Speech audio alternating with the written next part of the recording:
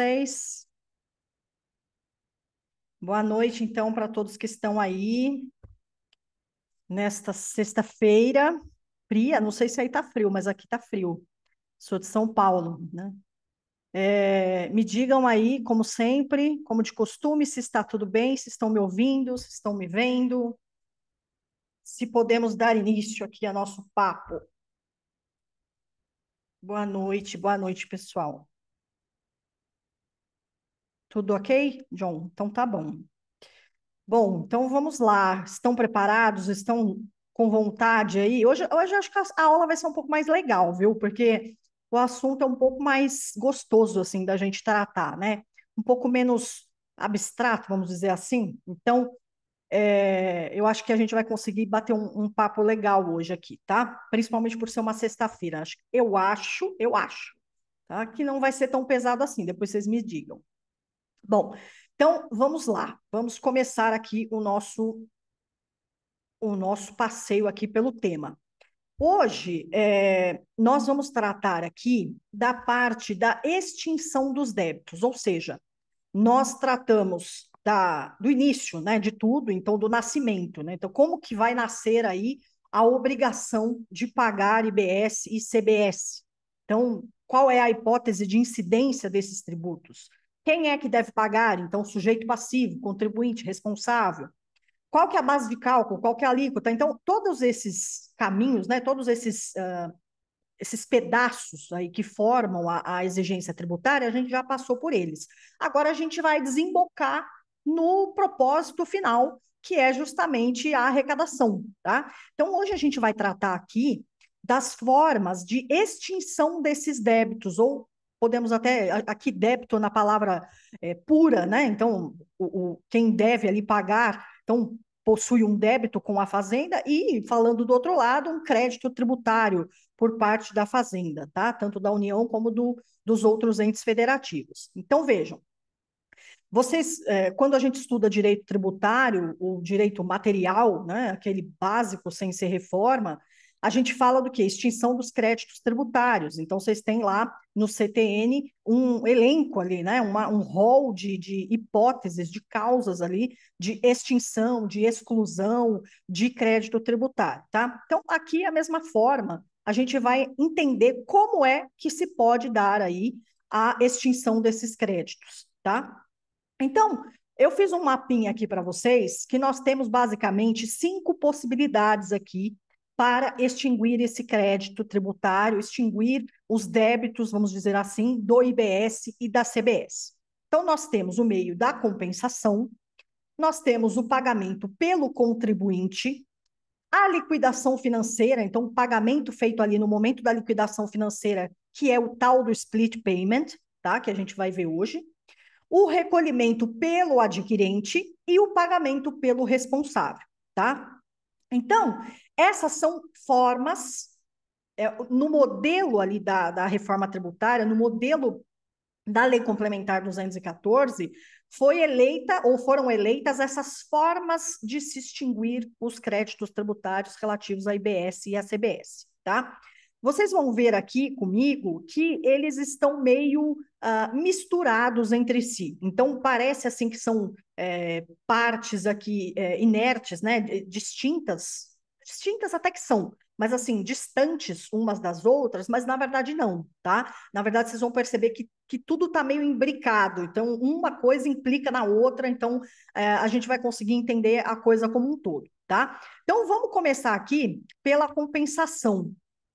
Compensação não é um tema de todo novo, né, de todo assim estranho para nós que estudamos direito tributário, porque obviamente já se estudou o ICMS, já se estudou o IPI, né, até o PIS/COFINS, que é não cumulativo, né, uma parte ali tem também é possível de creditamento e tal. Então a gente sabe que essa forma de extinção do crédito ela existe no direito tributário, tá? Não é nada muito estranho para nós.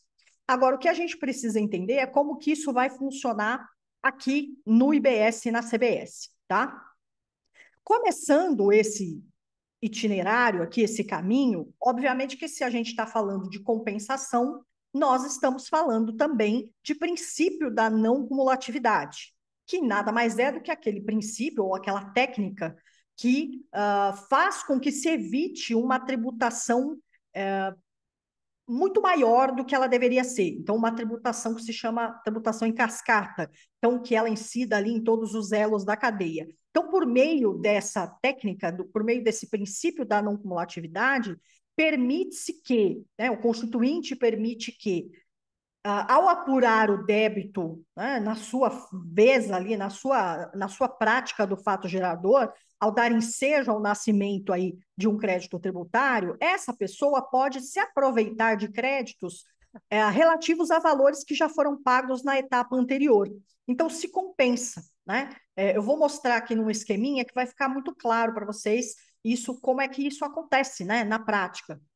Então, eu posso abater do valor que eu tenho a pagar o valor que já foi pago na etapa anterior, tá? Aqui no artigo 156A da Constituição, que é aquele artigo que trata do IBS e que também é aproveitado para a CBS, lá no inciso 8 fala o seguinte: será não cumulativo, compensando-se o imposto devido pelo contribuinte com o montante cobrado sobre todas as operações nas quais seja adquirente de bem material ou imaterial, inclusive direito ou de serviço, excetuadas exclusivamente as consideradas de uso ou consumo pessoal, especificadas em lei complementar e as hipóteses previstas nessa Constituição. Então, a gente começa aqui, isso aqui é a previsão constitucional relativa à não cumulatividade desses impostos, tá?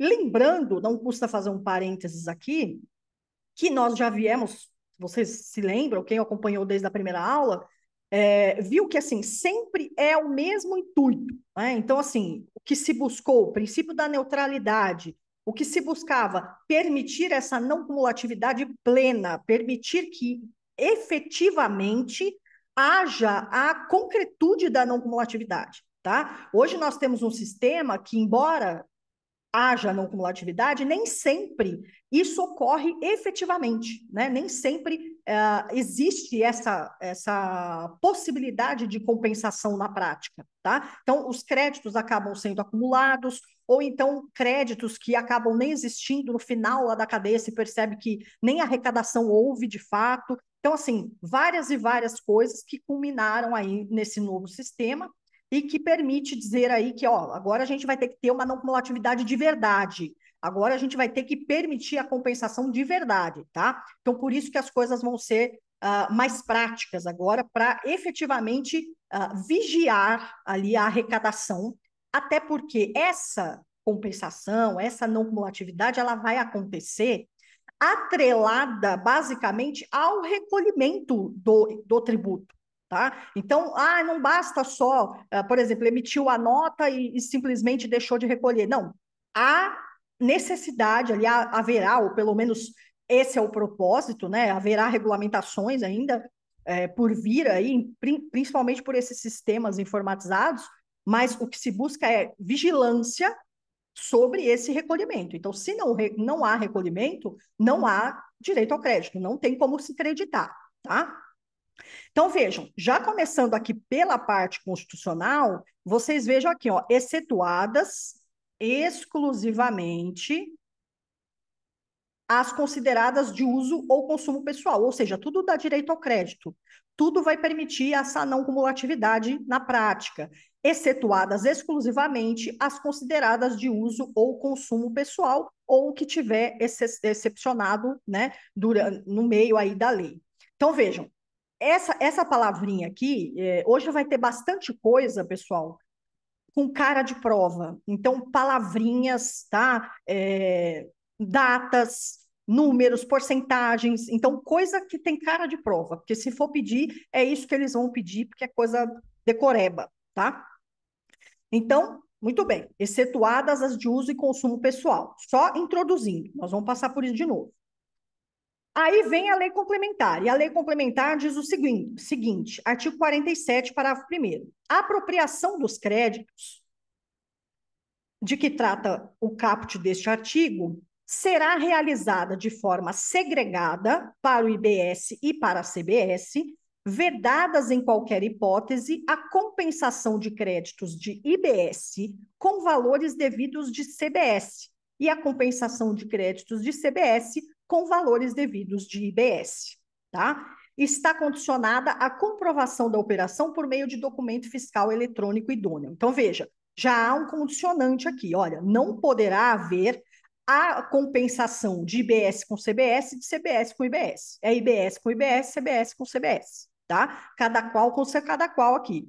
E essa apuração dos créditos e verificação aí da possibilidade, né, de creditamento fica também atrelada à emissão regular aí da nota fiscal, né, eletrônica, do documento fiscal eletrônico aqui, justamente pelo fato de que ali é que você tem as informações, de que ali é que você tem a declaração do valor a pagar, tá? Da base de cálculo e todos os itens necessários ali para se calcular o tributo que vai se pagar, tá? Então, esse documento fiscal, ele é essencial para que se possa aí dar ensejo a uma compensação, tá? Até para fazer o bate, para ver quanto de crédito que tem ali, tá? Muito bem. Deixa eu passar aqui. Não sei por que meu computador nunca fica na tela. Ó, o sistema atual.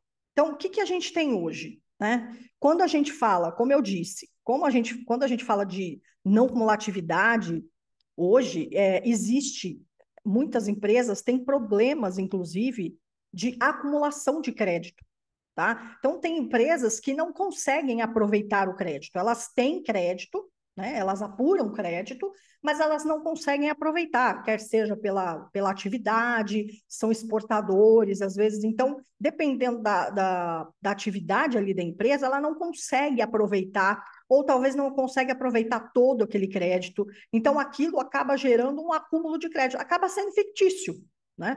Porque tem o direito, né? É um mandamento ali, você tem direito a fazer a compensação dos créditos, mas na prática não consegue, tá? Ou ainda, por exemplo, a pessoa que te vende, né? A empresa vendeu para uma empresa A, vendeu para a empresa B, emitiu uma nota fiscal, pratica ali um fato gerador, essa operação, né, na qual essa empresa A dá saída para a empresa B, acaba gerando um crédito para a empresa B, tá? Só que, na prática, essa empresa A acaba nem recolhendo imposto muitas vezes. Então, emite a nota, declara na sua escrituração fiscal lá, mas acaba não recolhendo tributo. Então, isso acaba, no decorrer ali da cadeia, verificando que, na verdade, aquilo era tudo meio que fictício, né?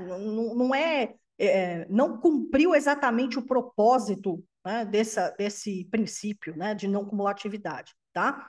Então, hoje existe uma dificuldade real nesse aproveitamento de crédito, né, nessa satisfação aí, eliminação dessas acumulações, desses entraves, porque às vezes é muito demorado, né, muito burocrático, às vezes demora muito para conseguir utilizar. Então, existem vários entraves, vários problemas relativos à consecução aí do direito à compensação.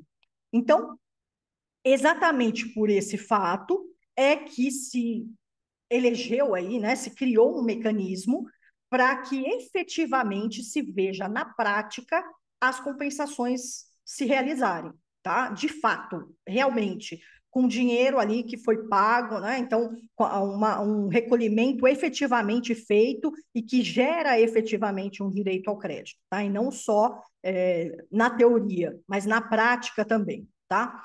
Agora, o que acontece? Isso, pessoal, só nós estamos falando aqui de reforma para concurso, tá? Obviamente que eu não vou ficar entrando nas peculiaridades da prática, dos debates, enfim, isso não importa para nós aqui, nesse momento.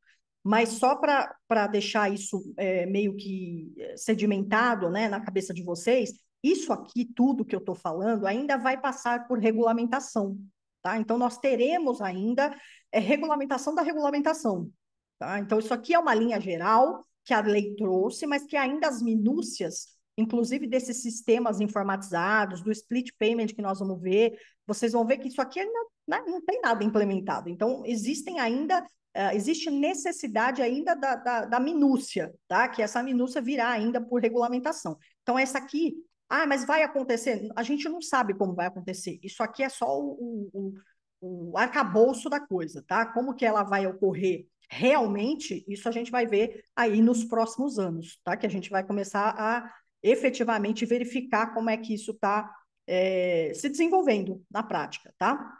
Então, veja, como é que vai funcionar, né? Hoje, a empresa que tem direito ao crédito, então que ela tem direito de aproveitamento, a forma pela qual está sendo, que foi aí, idealizada, que foi estabelecida pela lei, foi de que o valor ele não vai ser repassado para o ente federativo enquanto não se fizer ali aquela compensação. Então, por isso da necessidade da segregação dos valores, tá? Então, assim, eu não vou fazer, por exemplo, eu não vou mandar o dinheiro todo para o fisco para depois eu dizer que eu tenho direito ao crédito. Não, as coisas vão se operacionalizar de uma vez só, tá? Então, só depois que tudo for ajeitado, que o valor já for considerado, né, na hora lá da consulta, que vocês vão ver comigo aqui, na hora que verificar, ó, tem crédito aqui, o débito é X, então vamos bater esses dois e só vai ter que recolher Y, tá? Enquanto isso não for feito na prática, esse dinheiro não vai ser remetido aí para os credores, vamos dizer assim. Então, você vai ter dois credores, o fornecedor e vai ter o fisco, tá? Então, na hora do pagamento, primeiro a gente vai ver o que tem que pagar, o que tem para compensar, vamos fazer essa conta, depois que fez a conta é que a gente distribui o resto para quem de direito, tá? Então, isso vai, de uma forma ou de outra, garantir, né, que o dinheiro não vai se dissipar ou que não vai ser recolhido pelo fornecedor. Então, tudo isso vai facilitar aqui para que essa compensação ocorra na prática. Além disso, uma coisa que é importante também lembrar para a prova é que esse sistema de não cumulatividade aqui, ele vai depender do recolhimento. Ele fica condicionado ao recolhimento do IBS e da CBS. Então, não basta, né, que a nota seja emitida. Então, por exemplo, você emite a nota, vai ter lá na nota, né, destacado o valor do imposto e da contribuição, então vai estar lá o valor do tributo. Isso não basta, tá? Não vai bastar que seja destacado apenas na nota e pronto, segue o barco. Diante desse valor que está lá destacado, eu já vou saber qual é o valor que eu tenho para me creditar e vamos embora. Não. Enquanto não houver o recolhimento desse tributo, a cadeia não segue, entendeu? Então vai parar por aí. Então tem que resolver o assunto para depois continuar, tá? De novo, vai efetivamente acontecer desse jeito? Não sabemos, tá? O que nós sabemos é essa linha diretriz aqui, que é o que nós temos que levar em consideração, tá? Quando nós olhamos lá, né, no outro slide, dizia que, excetuado aqui, né, os bens de uso e consumo pessoal, ou seja, tudo dá direito ao crédito, todo o recolhimento de BS e CBS vai dar direito ao crédito, basicamente, e tira aí, né, excetuados aqui, os bens de uso e consumo pessoal. Porque quando a gente fala em não cumulatividade, a gente está falando numa cadeia de circulação.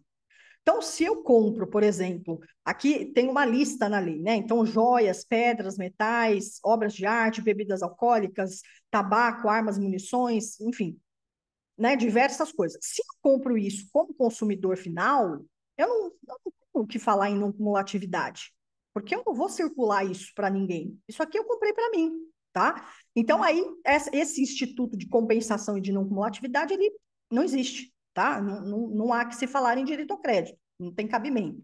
Agora, esse item também, por exemplo, ele pode ser usado aqui não para consumo, uso e consumo pessoal, mas ele pode estar aqui envolvido numa atividade econômica. Então, aqui nós temos, por exemplo, armas e munições. Se é, né, vamos usar um exemplo, né, eu compro para uso e consumo pessoal, ou seja, eu sou consumidor final, vou ficar com isso aqui. Agora, se eu sou uma empresa de segurança, né, e uso isso como instrumento, ali já é diferente, uniforme, né, coisas assim que estão na atividade econômica, aí já é diferente, tá? Agora, uso e consumo pessoal, então, que é isso que você tem que gravar, é essa expressão aqui, né? Bens de uso e consumo pessoal não vão dar aí o direito ao crédito, tá? Não entram aqui nessa sistemática. Quer ver? Aqui, ó, excetuadas exclusivamente as consideradas de uso ou consumo pessoal, tá? Isso aqui, né, como eu disse para vocês, exclusivamente é uma palavra que quando aparece em prova, a gente já fica com o pé atrás. Não, aí você fala, não, não deve ser, né? Porque exclusivamente é muito forte, né? Aí você vai falar, não, não deve ser essa, né? E é, tá? Então, hoje a gente vai ver várias situações em que palavrinhas assim, né, expressões que a gente sempre foge delas na hora da prova, aqui a gente tem que ter um pouquinho de atenção, tá? Muito bem. Então, vejam, a regra geral, né, numa situação comum, como é que se dá, né, a primeira cadeia aqui, né? Quando o fornecedor, que é o contribuinte, né, a gente já viu isso, quando o fornecedor, ele pratica o fato gerador, ou seja, ele pratica uma hipótese daquelas que estão previstas na lei como hipóteses de incidência do IBS ou da CBS, ele vai ter que, obviamente, fazer o recolhimento do tributo. Ele praticou o fato gerador, então ele deve pagar, certo? Ele é o contribuinte. Muito bem. Aí, o de regra, tá? Ele tem um prazo de recolhimento e ele tem que fazer esse recolhimento até o vencimento. Se ele não fizer até o vencimento, obviamente que ele vai ter encargos, multas, juros, tá? O básico do básico, tá? Então, isso um pagamento puro e simples. Só que, no meio desse pagamento, né, no meio dessa necessidade de se fazer o pagamento, o que vai acontecer? Ele consegue se apropriar de créditos que foram gerados na aquisição, né, passada. Então, por exemplo, a empresa A vende um bem, né, independente qual seja, para a empresa B. Tá. Quando a empresa A vende esse bem para a empresa B, vamos pensar aqui nas hipóteses de incidência do IBS e da CBS, a empresa A vira sujeito passivo, certo? Então, nasce uma obrigação tributária. Então, quando ela vira sujeito passivo, ou seja, ela passa a ter o papel de contribuinte, ela precisa fazer o pagamento desse IBS e dessa CBS apurados nessa operação. Lembra do conceito? Operação com bens materiais ou imateriais ou serviços. Então, praticou a tal da operação prevista em lei, ela precisa pagar, então, o IBS e a CBS, tá? Muito bem. Aí, ela faz o pagamento, tá? Então, ela vende esse bem para o B e faz o pagamento pela saída que ela deu, pelo cometimento desse fato gerador. B é o adquirente aqui nesse elo da cadeia. Então, ele comprou de A. Quando ele compra de A, esse bem que é tributado, né, essa operação que envolve esse bem, que é tributada pelo IBS e pela CBS, o B, ele tem direito de se apropriar desses créditos, ou seja, dos valores desses tributos que foram pagos na etapa anterior, tá? Então, suponhamos aqui que 25, né, foi pago aqui de tributos, juntando tudo, B vai ter um direito a crédito de 25. Tá? Então, ele segura lá o direito de crédito que ele tem. Ó, é escritural. Então, ele comprou do A um bem ou um serviço, qualquer coisa, tá? Ele comprou, ele vai, então, ter direito a um valor de crédito equivalente ao valor que foi pago por A, quando lhe vendeu. Aí B, suponhamos que seja um revendedor ou uma empresa, né, que, sei lá, utilizou esse bem para depois vender aí com outros, ele vende aqui para o C, tá? Quando B vende para o C, assim como A vende para B, B tem que apurar o valor devido em cima desta operação aqui e fazer o recolhimento do IBS e da CBS nessa operação aqui, certo? Suponhamos que nessa operação aqui tenha sido apurado um IBS e uma CBS de 50, números aleatórios, tá? Então foi apurado aí um tributo a pagar de 50. Só que B já tinha um crédito de 25 daquela operação anterior que ele adquiriu de A. Então, o que ele vai fazer? 50 menos 25. Então, na hora de B pagar o tributo, ele vai pagar só 25, tá? Porque ele faz o quê? Ele se compensa, ou ele compensa o valor que foi pago com o valor que está sendo devido agora, tá? E assim sucessivamente, se essa cadeia se estender ainda mais, tá? Existem cadeias maiores. Então, isso vai acontecendo de acordo aí com o desenrolar da cadeia, tá? Então, esse aqui é o desenho básico de uma compensação, tá? Eu posso me apropriar e aproveitar aqui o crédito que foi apurado pela etapa anterior, certo? Só que aí, relativamente à questão dos créditos, a lei também traz algumas situações em que esse adquirente, ou nessas operações, eu não vou poder fazer isso. Eu não vou poder me valer desses créditos, tá? Então, operações, por exemplo, né, em que há uma imunidade, uma isenção. Então, aqui, essa tabelinha que eu trouxe aqui, é o resumo, basicamente, de alguns artigos que vão permitir para vocês aí lembrar das palavras, tá? Então, vejam, a lei fala o seguinte, que há necessidade de haver estorno do crédito nessas situações que estão arroladas aí. Então, perecimento, deterioração, roubo, furto, extravio. Vejam, por que o legislador pensa assim, né? O que é estorno do crédito? Então, assim, a operação em si, quando a operação ocorreu, ela foi normal, ela gerou um crédito normalmente. Foi uma operação tributada, gerou um direito de crédito. Só que essa operação, né, com o bem e o serviço, vocês lembram que era operação basicamente onerosa, né? Então, você tem que ter uma contrapartida, tá? Nesses casos, o bem ali que foi transacionado, ele teve um problema. Então, não se completou esse elo, se você for pensar bem. Ele começou bem, mas no final as coisas meio que se dissiparam. Então, houve perecimento, houve deterioração, roubo, furto, extravio. Então, a coisa meio que não foi para frente, né? Aquilo que havia sido praticado, né? O intuito ali daquela operação, ele não existe. Então, o que acontece?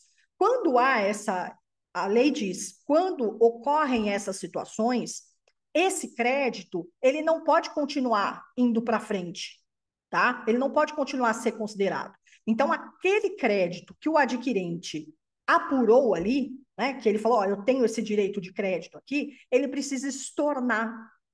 Então, ele acaba saindo, né, estorna, sai do controle dele ali aquele valor de direito ao crédito. Então, ele não vai poder usar aquilo, né, e continuar a passar para frente esse crédito, tá? Então, estorno, tá? A palavra aqui, chave, que vocês têm que guardar nessas situações aqui, é a palavra estorno.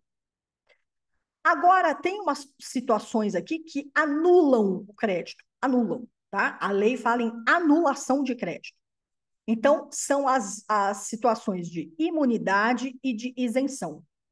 Então, suponhamos que eu compre, então, naquele nosso desenho aqui, né? Nesse desenho aqui. Então, o A vendeu para o B, o A vendeu para o B. Ai, meu Deus, eu fiz aqui.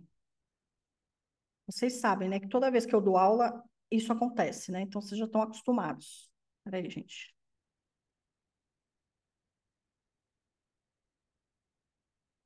Ó, então, vamos lá. Ó, o A vendeu para o B, tá? O A vendeu para o B e a minha caneta não funciona, mas ok. O A vendeu para o B uma operação tributada, normalmente, tá? Só que a saída do B, a saída que o B vai dar para o C, é uma saída imune ou uma saída isenta, tá? Então vejam, nesses casos aqui, a lei fala, quando essa saída, né, em outras palavras, se a saída for imune ou isenta, eu não posso guardar aquele crédito da operação anterior, tá? Então, eu preciso, nesse caso aqui, anular o crédito, tá? Então, suponhamos aqui que tem, né, foi apurado um valor de tributo de 50, aqui estou somando sempre, tá? IBS com CBS, um valor aleatório. Então, o tributo aqui é de 50, B, nessa operação de B para C, teria direito ao crédito de 50. Mas essa operação aqui que ele vai dar ensejo é uma operação imune ou isenta. Então, o que a lei fala? Você precisa anular esse crédito. Zero a zero, tá? Então, se tiver, é para lá para frente. Essa operação tem que anular o direito ao crédito. Então, a palavra-chave aqui é anula, tá?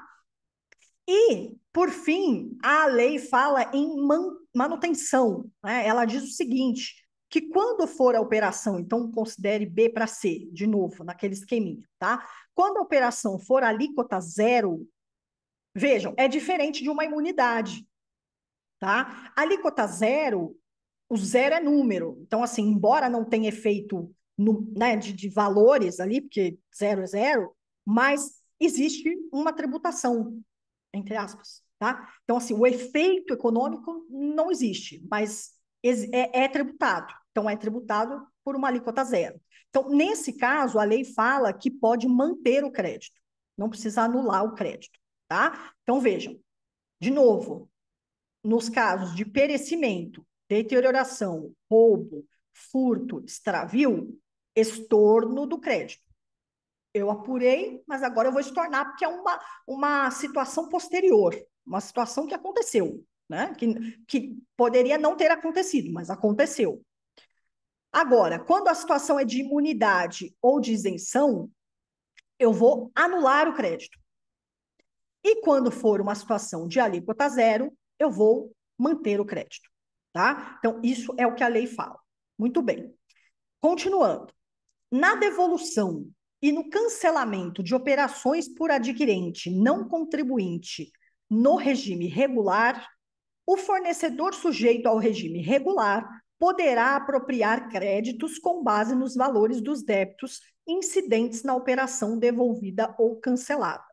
Então, vendeu aqui, ó, para um adquirente não contribuinte, então, por exemplo, um consumidor final, esse produto, né, vamos imaginar assim, foi devolvido, aconteceu o cancelamento da operação ou a devolução da mercadoria, do bem, né, não vamos nem falar muito em mercadoria, porque a nomenclatura agora a gente tem que acostumar com bem, né, bem ou serviço. Então, aqui devolveu, né, ou cancelou. Então, nesse caso, como também não foi para frente, o próprio fornecedor ele vai poder se apropriar. Por quê? Porque ele fez o pagamento, né? Então, quando ele deu a saída, ele fez o pagamento dos tributos. Então, considerando agora que essa operação foi cancelada ou foi devolvida a mercadoria, e no fim das contas cancelou, né? Porque não aconteceu, ele pode, então, retomar, se apropriar desses créditos para que ele não pague uma coisa indevidamente, tá? Muito bem.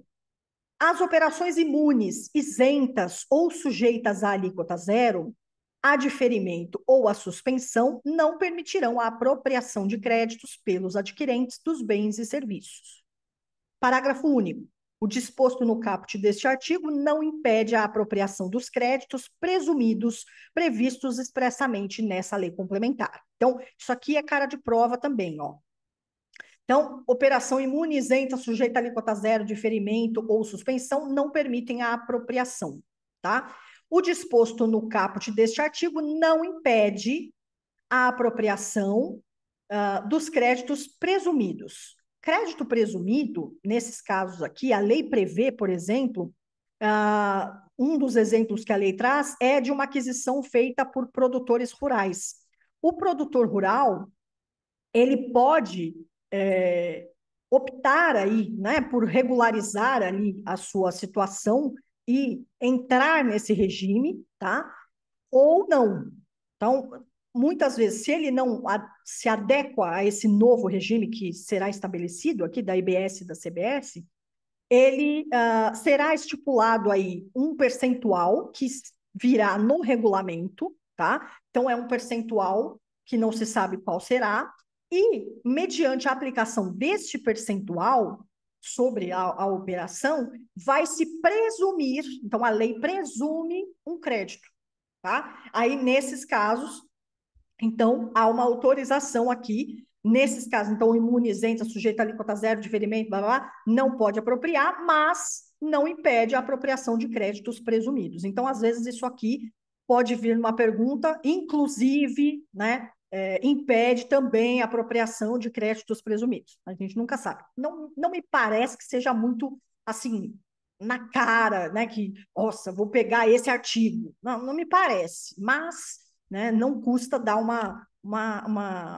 dica aqui, né, vamos dizer assim, para, às vezes você passa o olho, você depois lá na prova já se lembra, né, ainda que não saiba em profundidade ali, mas você se lembra da questão da palavra do presumido, tá?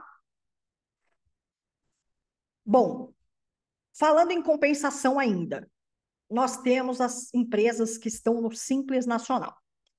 No caso do Simples Nacional, a gente tem duas possibilidades. Então, o legislador, ele previu duas possibilidades. A primeira possibilidade é aquela em que a empresa do Simples continua no Simples. Então, ela fala, não vou optar aí pelo regime regular, né, que eles consideram aqui como regime regular do IBS e da CBS, tá? Que é o regime padrãozão ali do IBS e da CBS. Então, ele fala assim, não vou entrar. Ele pode optar, tá? Ele pode optar por se sujeitar ao regime regular do IBS e da CBS, ou ele pode optar por não se sujeitar a esse regime e fazer o recolhimento de acordo lá com as regras do Simples, tá? Então, vejam, isso terá suas nuances. Então, vamos ver. Ó. O artigo 41 fala o seguinte: o regime regular do IBS e da CBS compreende todas as regras de incidência e de apuração previstas nesta lei complementar, incluindo aquelas aplicáveis aos regimes diferenciados e regimes específicos. Então, falou em regime regular, é o regime básico padrão de recolhimento do IBS e da CBS, tá?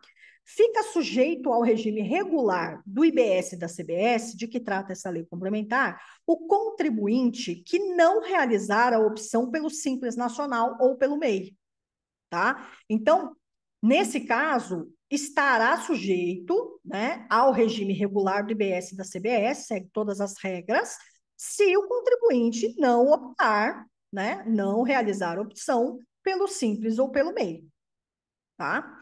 Os contribuintes optantes pelo Simples ou pelo MEI ficam sujeitos às regras desses regimes. Normal, não muda nada, tá? Os optantes pelo Simples Nacional poderão exercer a opção de apurar e recolher o IBS e CBS pelo regime regular, hipótese na qual o IBS e a CBS serão apurados e recolhidos conforme o disposto nessa lei complementar. Parece que meio repete, né? Vai repetindo a coisa. Na hipótese de o pagamento do IBS e da CBS ser realizado por meio do Simples Nacional, quando não for exercida a opção pelo regime regular, de que trata o parágrafo 3º do artigo 41, não será permitida a apropriação de créditos do IBS e da CBS. Ó, vamos lá. Na hipótese de o pagamento do IBS e da CBS ser realizado por meio do Simples, então o contribuinte optou por aderir ao Simples. Ele não quer aderir ao regime regular, tá? Então, quando ele não optar pelo regime regular, não será permitida a apropriação de créditos do IBS e da CBS pelo optante do Simples Nacional. Será permitida ao contribuinte sujeito ao regime regular do IBS e da CBS a apropriação de créditos do IBS e da CBS correspondentes aos valores destes tributos pagos na aquisição de bens e de serviços de optantes pelo Simples Nacional, em montante equivalente ao devido por meio desse regime. Então, vejam, voltando. O cara do Simples, aquele que pode optar pelo Simples, né? Porque também tem suas condições ali, não é qualquer um que pode optar pelo Simples ou pelo MEI, né? Mas aquele que opta, que tem condições de optar pelo Simples, ele pode optar também, né? Ele pode decidir aí por ir para o regime regular. Se ele for para o regime regular, ele entra na regra padrão da Lei 214, tá? Lei complementar. Agora, se ele não quiser, beleza, ele continua no simples, tudo continua como sempre. Só vai ter 2 tributos a mais, né? Obviamente. Mas ele apura dentro do simples. Tá, muito bem. Se esse cara não optar pelo regime regular, ou seja, se ele optar pelo simples, ele não poderá se apropriar de créditos de IBS e de CBS, tá? Então, naqueles elos da cadeia que a gente falava sobre a compensação, esse cara, se ele opta por recolher pelo simples, ele não pode se creditar, tá? Ele não pode se aproveitar de créditos. Em contrapartida, se uma outra empresa que está sob o regime regular adquire de uma empresa que está no simples, poderá sim se creditar do valor pago ali, só que do valor pago conforme o regime do simples, tá? Então veja, isso aqui, sim, isso aqui eu acho que tem uma boa chance de rolar uma pergunta aí na prova, porque simples, né, é uma coisa que sempre acaba sendo pedido de uma forma ou de outra, tá? Então é bom ter isso em mente. A primeira coisa que a pessoa pode optar, a empresa, né, pode optar ou não, pode optar para ir para o regular, pode optar por ficar no simples. Se ele opta para ir para o regular, ele vai seguir o bonde, então ele vai conseguir se creditar. Se ele opta para ficar no simples, ele não vai poder se creditar. Entretanto, a pessoa que compra dessa empresa que está no simples consegue se creditar do valor conforme apurado dentro ali do regime do simples, tá? Então, é isso que a lei fala. Então, esse artigo aqui, 47, talvez seja um artigo que possa vir eventualmente aí na sua prova, tá? Muito bem. Prosseguindo. Os créditos do IBS e da CBS apropriados em cada período de apuração poderão ser utilizados aí, ó a cara da prova, na seguinte ordem. Se eu estou falando que tem uma ordem, eu estou falando que tem uma ordem, né? Então, assim, é um primeiro, depois o outro, depois o outro, tá? Créditos do IBS e da CBS, que estão apropriados em um período, podem ser utilizados na seguinte ordem. Qual é a ordem? Ele pode compensar, né? Então, saldo a recolher do IBS e da CBS vencido, não extinto e não inscrito em dívida ativa, relativo a períodos anteriores. Então, vamos sanar aí os débitos já existentes. Débitos do IBS e da CBS decorrentes de fatos geradores do mesmo período, e, respectivamente, com os débitos do IBS e da CBS decorrentes de fatos geradores de períodos de apuração subsequente. Então, primeiro o vencido, depois o atual, depois o subsequente, tá? Então, existe aqui uma disposição que prevê uma ordem para a apropriação dos créditos de IBS e da CBS. Primeiro o vencido, depois o atual, depois o vencendo, né? O subsequente, tá?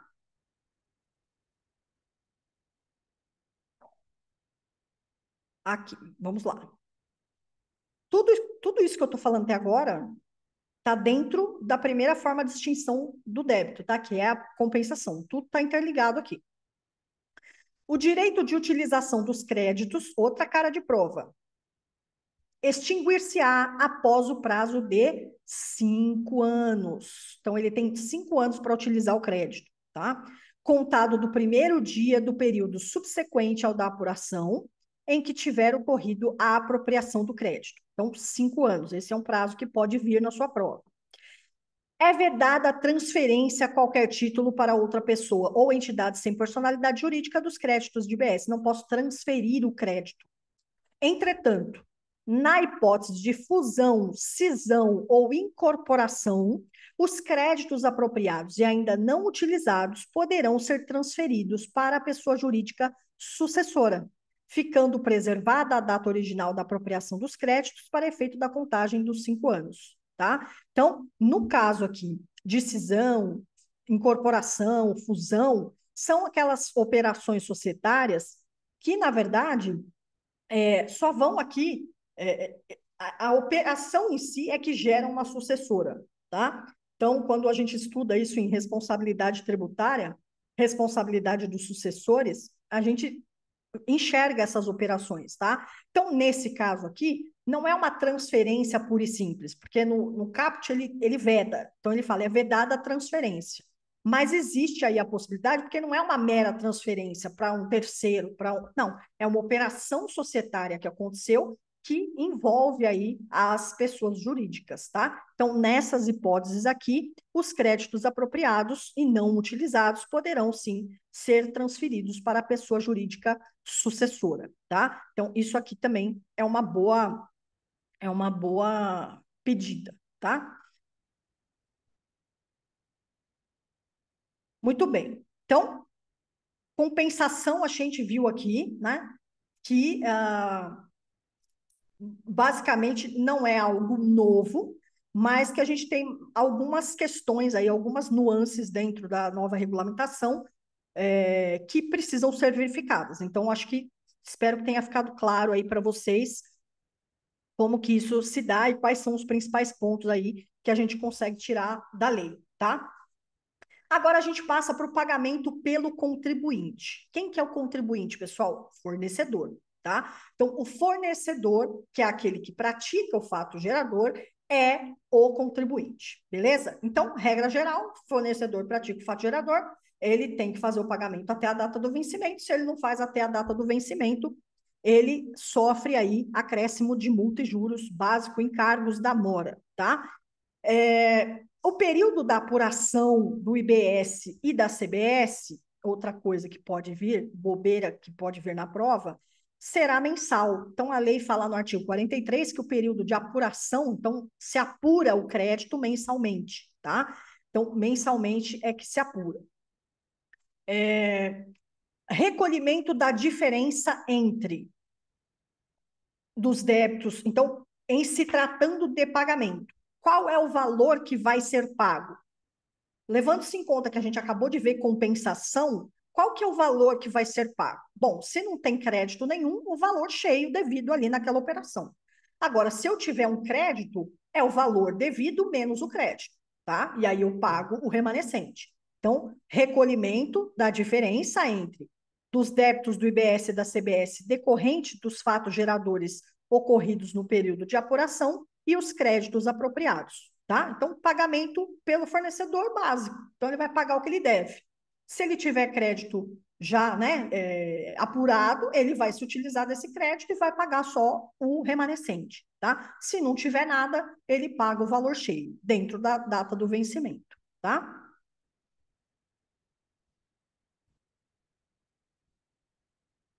Split payment.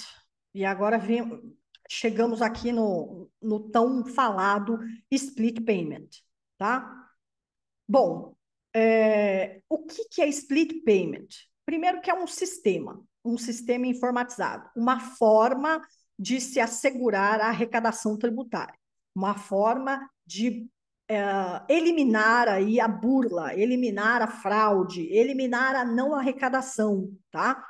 Então, o split payment é aquela forma de segregação do valor que é devido para o fornecedor e do valor que é devido para o fisco. Então, a existência de um sistema vai permitir que esse valor que é pago na operação seja segregado imediatamente, tá? Isso é o que se chama, esse é o split payment, tá? Então, padrão, que a lei chama de split payment padrão, e também é apelidado, né, o chamado de inteligente, tá? Porque ele mesmo já faz de uma vez só. Vou mostrar para vocês como é que é.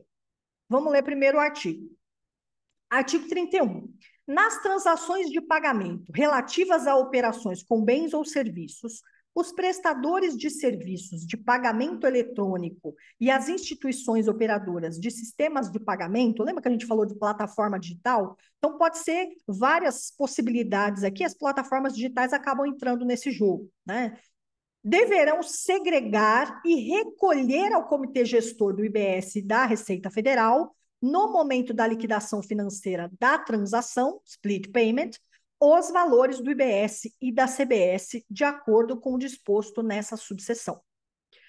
Os procedimentos do split payment previstos nessa subseção compreenderão a vinculação entre documento fiscal eletrônico, transação de pagamento das respectivas operações. Tudo interligado, tudo fechando, tá?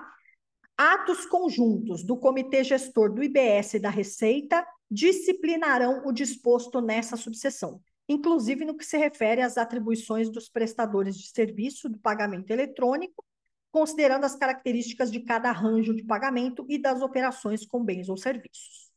O disposto nessa subseção aplica-se a todos os prestadores de serviço. Atenção, atenção, ó. O disposto nessa subseção aplica-se a todos os prestadores de serviço de pagamento eletrônico, de que trata o caput deste artigo, participantes de arranjos de pagamento abertos e fechados, públicos e privados,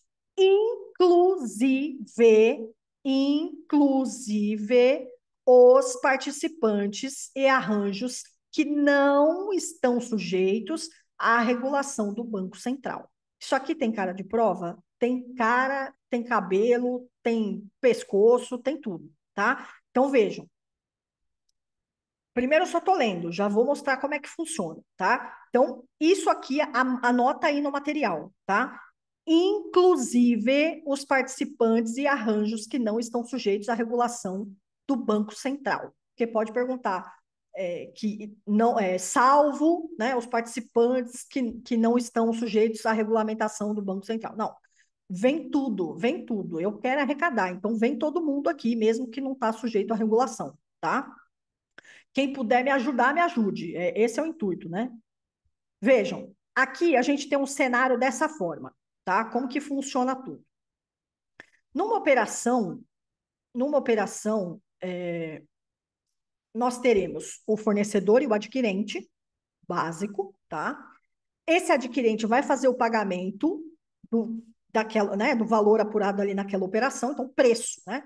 Quanto que é isso aqui? Ah, é 500. Eu preciso fazer o pagamento de 500. Nesse 500 que o fornecedor está dando de preço, a gente sabe que tem o valor do fornecedor e tem valor de tributos, tá? E aqui nós vamos nos manter só, o que nos interessa aqui é IBS e CBS. Então, nós sabemos que dentro desse pacote aí, desses R$ 500, 500 mil, sei lá eu, que valor, nós sabemos que tem o tributo lá escondido lá dentro, tá? Muito bem, o adquirente vai pagar o preço, certo? Então, ele vai lá e pagou 500. O que vai acontecer? Ele paga, por exemplo, por um meio de pagamento, né, eletrônico, que é o que hoje, né, nós temos. Ninguém mais faz pagamento de guia em dinheiro. Então, a gente vai ver mais para frente até que tem uma coisa que já nem começou e já vai ficar em desuso, né? Porque não vai ser tão necessário. Então, assim, óbvio que vai ser tudo por transação ali, plataforma, banco, então, tudo ali meio que interligado, tá? Então, suponhamos que tem essa empresa, essa plataforma aqui, que está intermediando esse pagamento, que está intermediando essa operação aqui, tá? O valor vai passar por esse meio aí da maquininha. Vamos pensar na maquininha. Vai passar ali por aquele operador de sistema ali, tá? Quando esse valor passa por esse operador do sistema, isso tudo vai ser, de novo, regulamentado. A gente não sabe como exatamente isso vai acontecer. A gente só precisa entender o que vai acontecer, mas como exatamente a gente ainda não sabe, tá? Então, essa plataforma e esse operador, vamos entender, essa empresa, vai consultar por meio de um sistema informatizado, tá? Um sistema informatizado, vai consultar os dados tanto da Receita como do comitê gestor e vai verificar, por exemplo, se existe um crédito que precisa ser abatido desse valor, tá? Ou se não existe um crédito, ou se o valor já foi pago, sei lá, porque cargas d'água, mas o valor integral foi pago. Então, ele vai consultar o sistema para verificar o quê? Para verificar, porque ele vai splitar, entre aspas, ele vai segregar, tá? Então, na hora que ele vai segregar, isso, os ditames do sistema é que dirão como, na hora que ele vai segregar, ele precisa saber quanto que ele vai mandar para a Receita e para o comitê gestor, quanto que ele vai segregar de tributo, tá? Por que eu falo em comitê gestor e por que eu falo em receita? Porque quando eu trato de IBS, quem vai fazer toda a gestão disso é o comitê gestor. Quando eu falo de CBS, quem vai fazer toda a gestão é a Receita Federal, porque é tributo federal, tributo da União, tá? O outro é competência compartilhada, estados, municípios, Distrito Federal, certo? Então, falou em IBS, falou em comitê gestor, falou em CBS, falou em Receita Federal, normal, tá? Então, na hora que essa empresa pega essa operação, pegou o pagamento, ela vai consultar no sistema para verificar quanto que eu tenho que segregar de tributo. Comitê, tem alguma coisa? Receita, tem alguma coisa? Mando tudo? Mando menos? É isso, tá? Aí, ó, eu fiz um esqueminha aqui, só a título de exemplificação, disso que a gente acabou de falar ali, tá? Então, o fornecedor vende para o adquirente, o valor da operação aqui, né, R$ 100, e o IBS e a CBS, botar uma alíquota 25%, R$ 25. Então, o valor que o adquirente vai ter que pagar é R$ 125, tá? O adquirente vai pagar por meio de um prestador de serviço de pagamento, tá? Então, ele paga esse valor aí eletronicamente por meio de um prestador de serviço de pagamento. Quando esse prestador de serviço de pagamento recebe esse valor, ele precisa descobrir qual o valor do split, ou seja, qual o valor que eu tenho que segregar, quanto é do fornecedor e quanto é do fisco, tá? Para quem que eu vou perguntar isso? Eu vou perguntar por meio do sistema, ou seja, uma consulta que é feita pelo sistema para o comitê gestor e para a Receita Federal. Lá haverá a informação de quanto ele precisa explitar, ou do quanto ele precisa segregar, tá? Dividir. Então, ele vai falar, tem crédito, não tem crédito, recolhe tudo, não recolhe tudo. E aí ele vai fazer o quê? Ele vai dividir. Ele vai mandar o que é do fisco para o fisco e ele vai mandar o que é do fornecedor para o fornecedor, tá? Então, aí, suponhamos que nessa operação aqui, verificou-se que há um crédito de R$ 15. Eu nem segreguei aqui de IBS e CBS, eu botei junto, tá? Para ficar mais fácil. Então, tem um crédito lá, ó, consultei o sistema e consta um crédito de 15. Quanto que era o valor do tributo que deveria ser pago? 25. Então, o que, que vai ter que fazer essa operadora? Ai, meu Deus do céu, por que, que eu faço isso? Gente, podem reclamar, tá? Me mandem. Mandem as reclamações, eu sei que eu sou uma negação. Espera que eu vou voltar. Não me matem. Aqui, achei.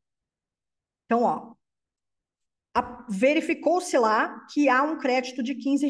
O valor que era devido era um valor de R$ 25, tá? Então, o que, que você vai fazer? 25 menos 15, 10 é o valor que vai ter que ser redirecionado para o fisco. É o valor que vai ter que ser segregado ao fisco. E o resto é do fornecedor, tá? Que é relativo à venda que foi realizada, tá? Então, basicamente, isso é o que a gente chama aqui de split payment, tá? É essa possibilidade de se assegurar imediatamente no momento ali da liquidação financeira, veja como é inteligente o negócio, ou se pretende ser.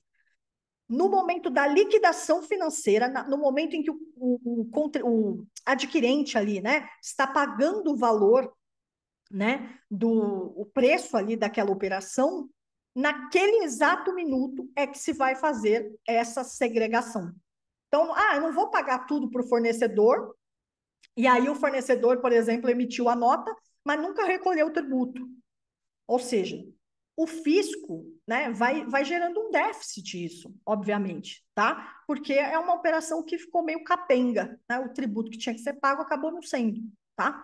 Então, aqui se assegura, então, se busca assegurar o efetivo recolhimento do tributo, a efetiva arrecadação, tá? Então, o controle aqui, você viu que o cerco fica mais fechado, tá? Veja, aí, caso essa consulta não possa ser efetuada, que é essa consulta que eu disse, né, consultar o sistema da Receita e do comitê gestor, deverá ser adotado o seguinte procedimento.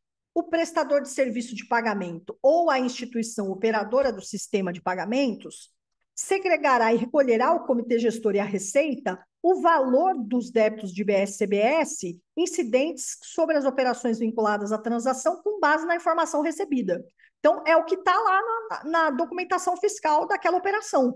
Então, ele vai desconsiderar, por exemplo, se ele não consegue ver se tem um crédito ou se não tem um crédito, ou se o valor integral foi pago, né, e nada deveria ser redirecionado para o fisco, se ele não consegue ver isso no sistema, ele não conseguiu fazer a consulta, ele vai fazer o split de acordo com a informação do documento fiscal. Tá? Então, de acordo ali, ele vai splitar o valor do IBS e da CBS que está ali naquele documento, destacado ali naquela nota. Tá?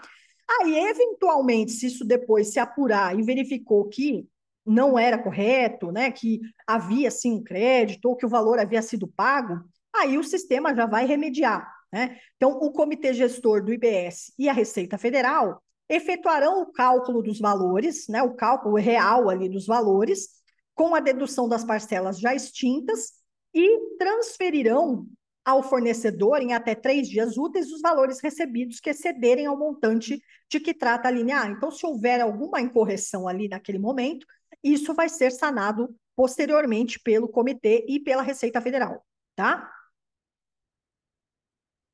Muito bem.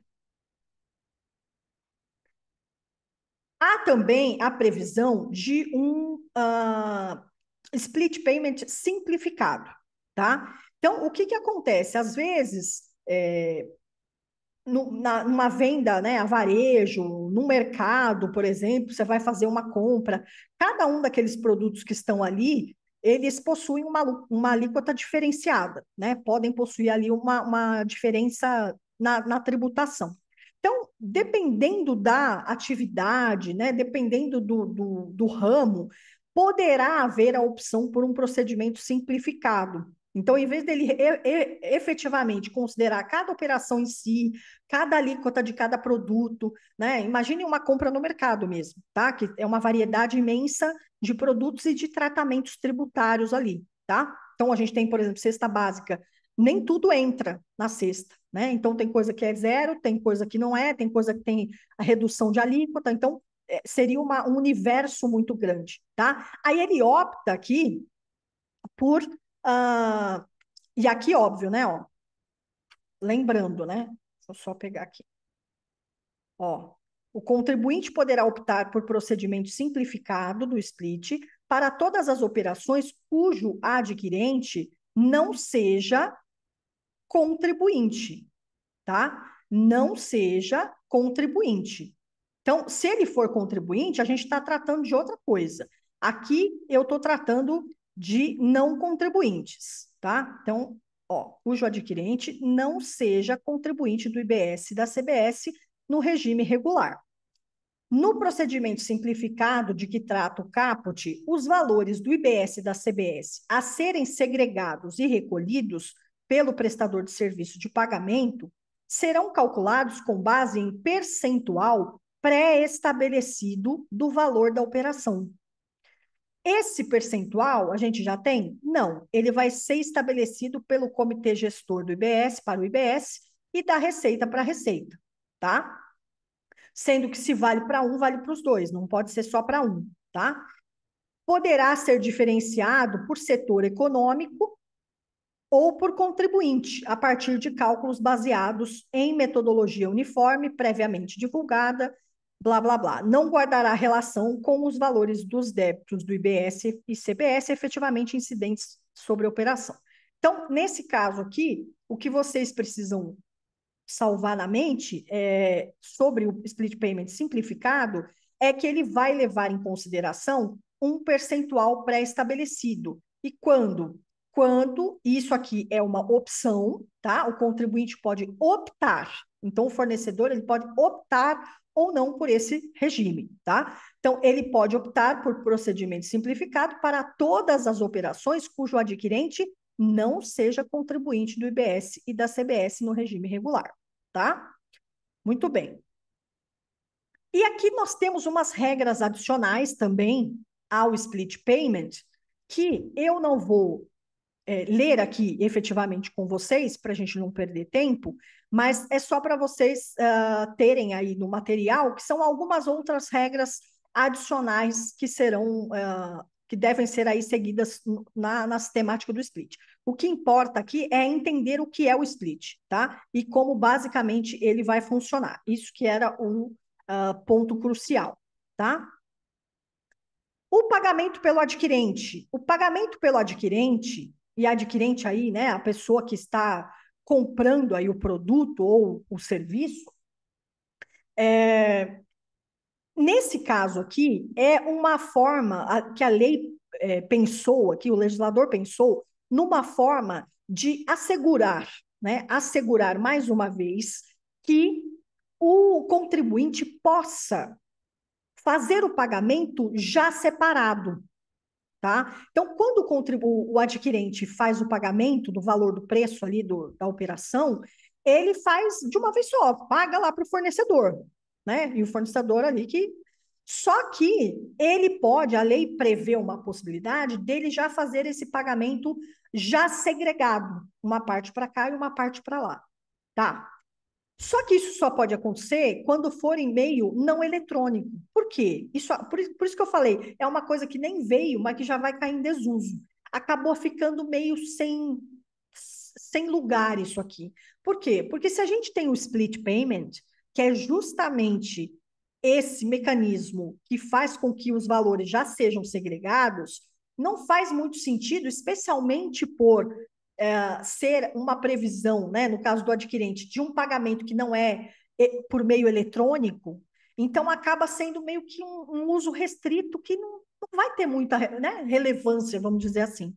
É uma previsão, mas que no fim das contas vai ficar por isso mesmo, porque essa segregação já está acontecendo, né, segundo a lei, já vai acontecer pelo split payment, tá? Então, não haverá muito, assim, né, relevância, vamos dizer assim, pelo menos ao que parece, quando isso estiver operando mesmo, tá?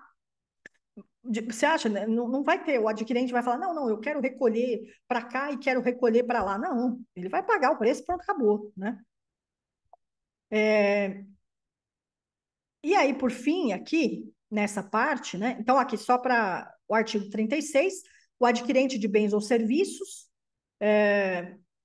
que seja contribuinte de IBS e de CBS pelo regime regular poderá pagar o IBS e a CBS incidentes sobre a operação, caso o pagamento ao fornecedor seja efetuado mediante a utilização de instrumento de pagamento que não permita a segregação e o recolhimento, ou seja, um meio que não é eletrônico por aqueles operadores, por aquela empresa, tá?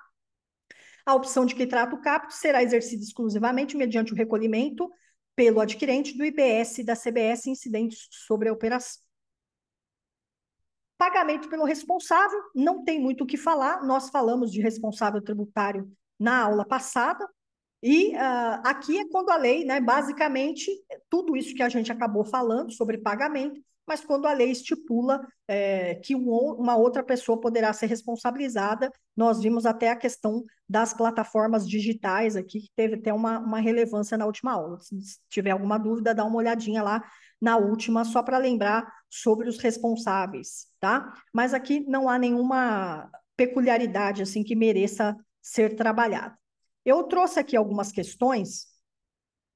Nós estamos aqui, eu achei que ia ser mais rápido, mas eu quis falar devagar hoje para a gente poder. Essa primeira parte, principalmente, era bastante importante. Mas vamos lá. Vamos lá, vamos lá. Agora vamos fazer algumas questõezinhas aqui para ver se a gente conseguiu captar aí a mensagem principal dessa primeira parte, tá? Vamos lá. Verdadeiro ou falso? Estão aí? Estão acordados? Estão aí ou não? Fala aí se estão aí. Hoje a aula passou muito rápida. Vocês estão aí? Fala, ó. Fiscal 13, Laudecia, é isso? Quem mais? Bárbara, John, isso. Quem mais? Quem tá dormindo, acorda, hein? Essa câmera que não fica aberta para eu ver se vocês estão dormindo, comendo pizza no meio da aula, né? Mas tudo bem, vamos lá. Respira, respira, engata primeiro e vamos. Ó, no que diz respeito ao split payment, comendo doce de leite, legal, obrigada, viu? Eu fiquei muito feliz agora, né? Eu tô com a boca seca, com uma garrafa gigantesca, não quero ser deselegante a esse ponto, né? Sou meio estabanada, vocês podem perceber, todas as aulas eu faço uma pequena burrada aqui, mas não quero beber água para não, né? Senão eu vou derrubar tudo aqui, vai ficar meio feio. Aí me fala que tá comendo doce de leite ainda. Mas vamos lá. No que diz respeito ao split payment, nas transações de pagamento relativas a operações com bens ou com serviços, os prestadores de serviços de pagamento eletrônico e as instituições operadoras de sistema de pagamentos deverão segregar e recolher ao Comitê Gestor do IBS e à Receita Federal, no momento da liquidação financeira da transação, split payment, os valores do IBS e da CBS, de acordo com o disposto nessa lei complementar. Verdadeiro ou falso? Bora, bora, bora, que a aula tá acabando, hein? O professor vai brigar comigo, outro. E aí? De novo, ó, no que diz respeito ao split payment, nas transações de pagamento relativas a operações com bens ou com serviços, os prestadores de serviços de pagamento eletrônico e as instituições operadoras de sistema de pagamento deverão segregar e recolher ao Comitê Gestor do IBS e à Receita Federal, no momento da liquidação financeira da transação, split payment, os valores do IBS e da CBS de acordo com o disposto na lei complementar. Verdadeiro ou falso?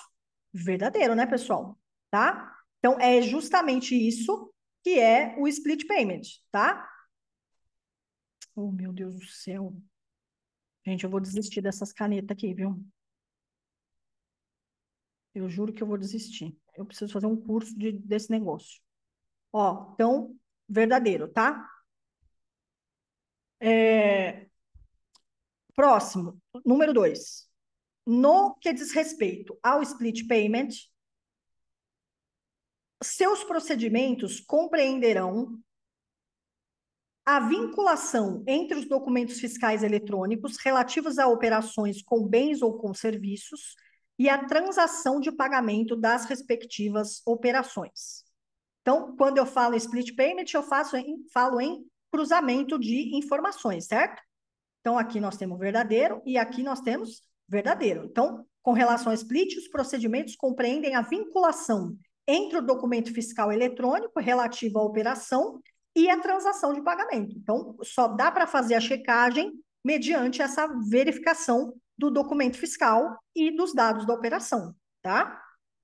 No que diz respeito ao split payment, a obrigação de segregar e recolher ao Comitê Gestor do IBS e à Receita os valores do IBS e da CBS no momento da liquidação financeira aplica-se a todos os prestadores de serviço de pagamento eletrônico, participantes de arranjos de pagamento abertos e fechados, públicos ou privados, exceto os participantes e arranjos que não estão sujeitos à regulação do Banco Central.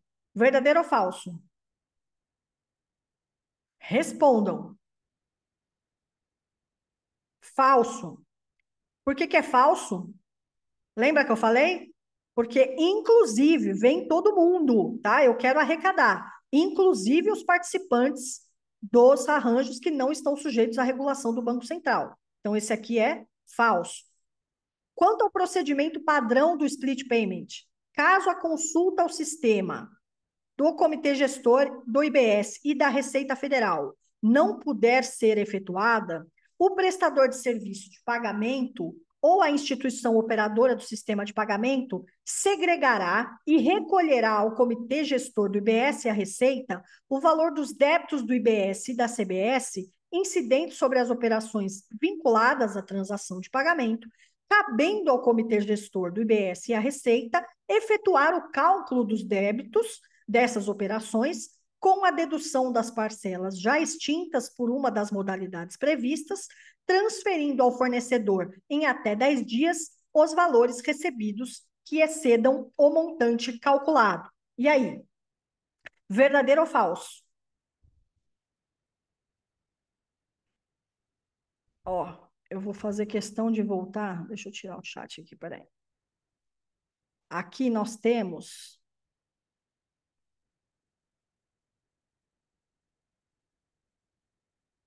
Cadê?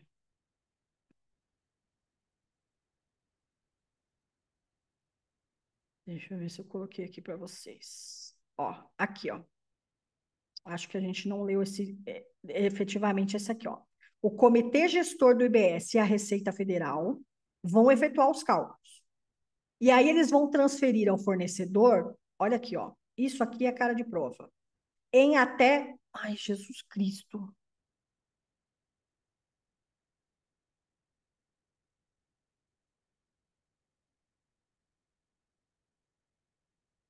em até 3 dias, pessoal.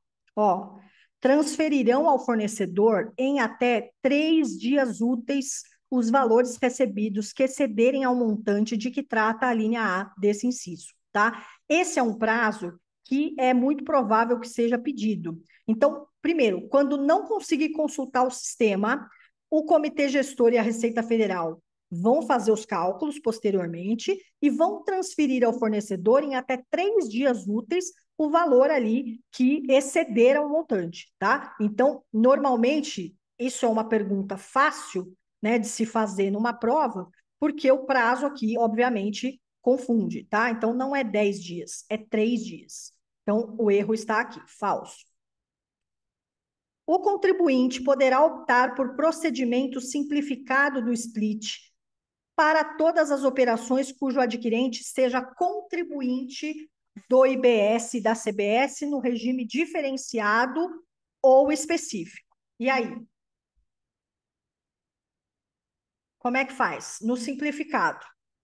O contribuinte poderá optar por procedimento simplificado do split para todas as operações cujo adquirente seja contribuinte do IBS e da CBS no regime diferenciado ou específico. O que está errado aqui?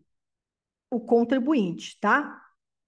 Então, ó, o contribuinte é não contribuinte. Então, é falso.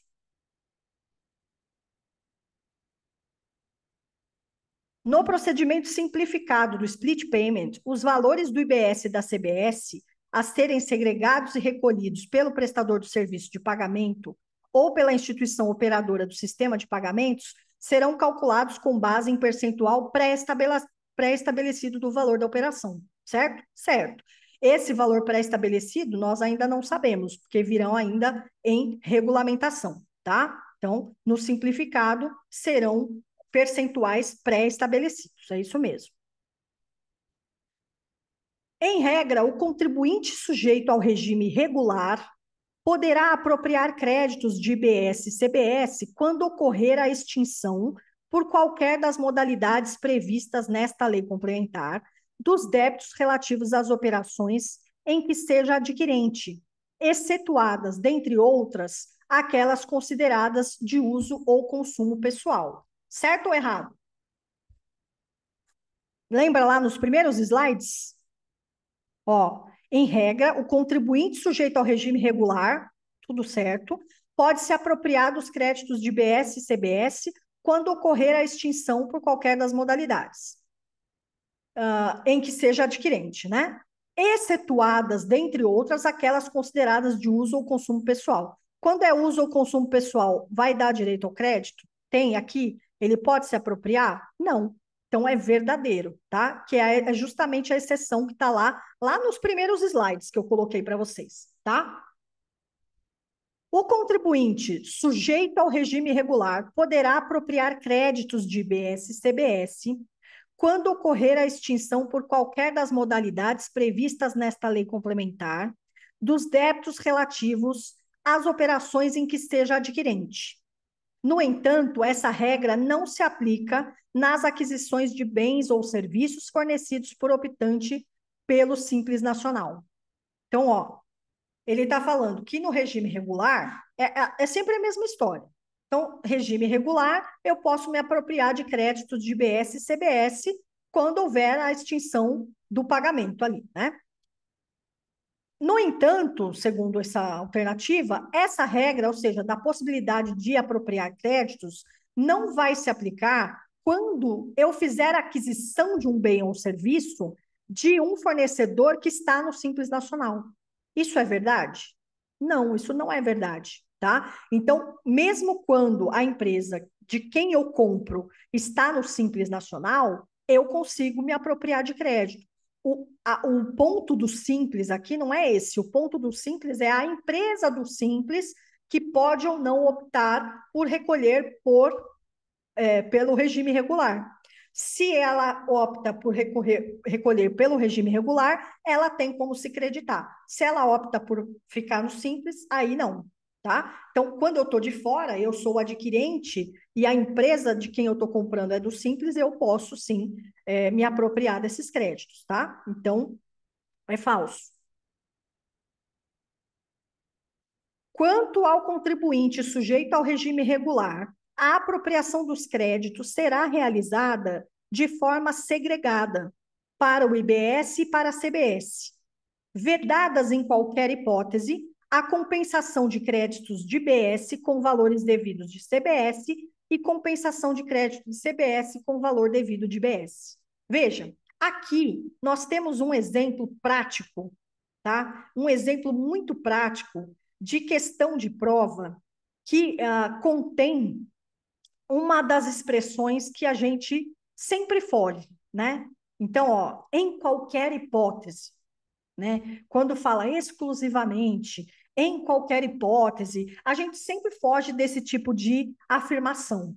Só que nesse caso é meio que uma armadilhazinha para você tomar cuidado, porque nesse caso é real, é isso mesmo que a lei prevê, tá? Então ele diz o seguinte, que eu não posso compensar crédito de IBS com CBS, nem crédito de CBS com IBS, cada qual com seu cada qual. Tá? Então, é vedada, segundo a lei, em qualquer hipótese, a compensação de crédito de IBS com CBS e de CBS com IBS, tá? Então, aqui é verdadeiro, tá? Verdadeiro. Quanto ao contribuinte sujeito ao regime regular, os valores dos créditos do IBS e da CBS apropriados corresponderão aos valores dos débitos, respectivamente, do IBS e da CBS, que tenham sido destacados no documento fiscal de aquisição e extintos por qualquer modalidade prevista, ou aos valores de crédito presumido nas hipóteses estabelecidas pela lei complementar. Então, é isso mesmo, tá? Você vai apurar o valor do crédito de acordo com o que está no documento fiscal. Então, ali na nota fiscal vai estar destacado o valor devido de IBS e de CBS, tá? Ou ainda, se não for o caso, também há aquela hipótese de créditos presumidos, que também serão definidos aí depois, mas que há essa possibilidade também de apropriação, tá? Então, a 10 também é verdadeira, tá? Verdadeira. 11. Caso o bem adquirido venha a deteriorar-se ou a perecer, a tabelinha. Lembra da tabelinha? Caso o bem adquirido venha a deteriorar-se ou a perecer, o adquirente deverá estornar o crédito apropriado proporcionalmente à vida útil do bem. Olha aqui, ó. Isso aqui é que pegou o bicho e errou tudo que tinha que errar, tá? Então vejam, esse negócio aqui da vida útil do bem não tem nada a ver com nada para essa finalidade. Quando eu falei para vocês de estorno, eu não dei nenhuma peculiaridade ali. Eu falei, ó, na tabelinha, quando tiver deteriorado, perecimento, roubo, extravio, você tem que estornar o crédito. Então, não tem nada de proporcionalmente a nada. É o crédito. O crédito que está lá, você estorna. O crédito que foi apurado, você vai estornar na sua escrituração, tá? Então, nesse caso aqui, tá certo estornar? Tá certo estornar. Mas é proporcionalmente à vida útil? Não, não tem nada a ver, não tem relação com nada. É o crédito que foi apurado, eu simplesmente vou estornar, tá? Então, esse aqui é falso por isso. Na devolução e no cancelamento de operações, ó, devolução e cancelamento, tá?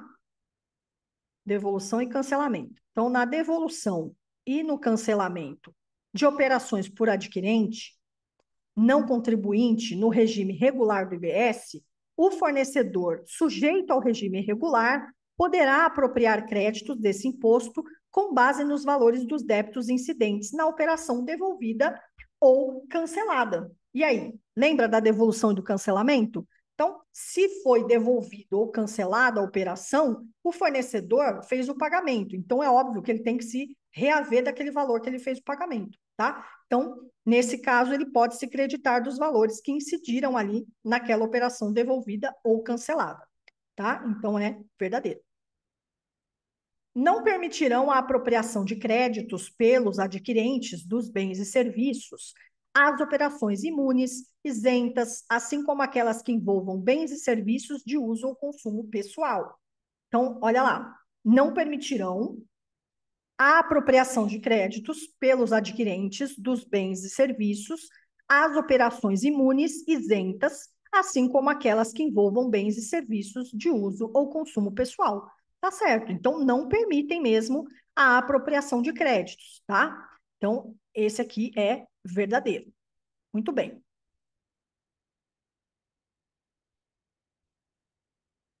Bom, é o seguinte. Nós temos que falar aqui de cashback, tá? Nosso próximo assunto é cashback. Eu fiquei na dúvida aqui, sinceramente falando, que às vezes as aulas fluem mais rápido, fluem menos rápido, tal, então a gente nunca sabe exatamente, dependendo do tema, né? A gente nunca tem essa noção exata do timing, tá? Então, o que que eu fiz? Eu resolvi não falar muito rápido também, até porque o split payment é uma coisa importante para vocês. Então, guarda essa. Eu vou retomar no próximo material, tá? Mas guarda essa parte do cashback, que daqui para frente é só cashback que nós vamos falar. E aí nós vamos falar ainda na próxima aula de imposto seletivo também e de comitê gestor, tá? Então vou dar as linhas, as regras aí básicas desses dois institutos, tá? E basicamente depois a gente fecha a reforma tributária, os pontos todos já foram abordados. Então você segura esse cashback, tá? Segura esse cashback.